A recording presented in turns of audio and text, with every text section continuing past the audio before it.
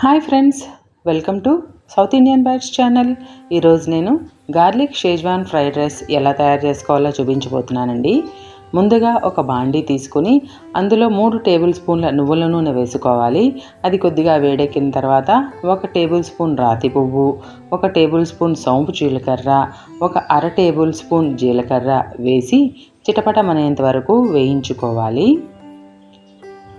అవి వేగిన తర్వాత 25 వెల్లుల్లి రెబ్బలు చిన్న చిన్న ముక్కలుగా కట్ చేసుకుని వేసుకోవాలి.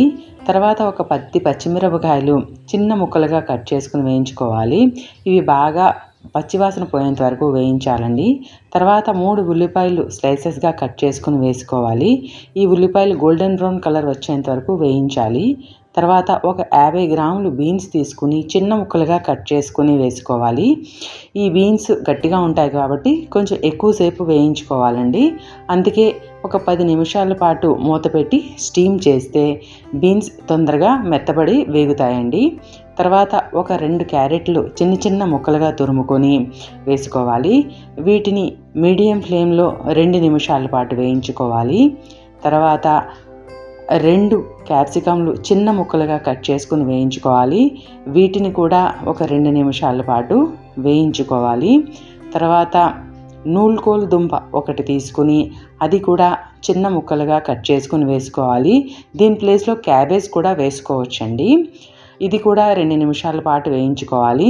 తర్వాత ఒక చిన్న సైజు బ్రొకోలీ తీసుకుని అవి కూడా ముక్కల కింద కట్ చేసుకుని ఒక 2 నిమిషాల పాటు వేయించుకోవాలి. ఆ తర్వాత ఒక 300 గ్రాములు రైస్ ఉడికించి చల్లార్చింది దీనిలో వేసుకోవాలండి.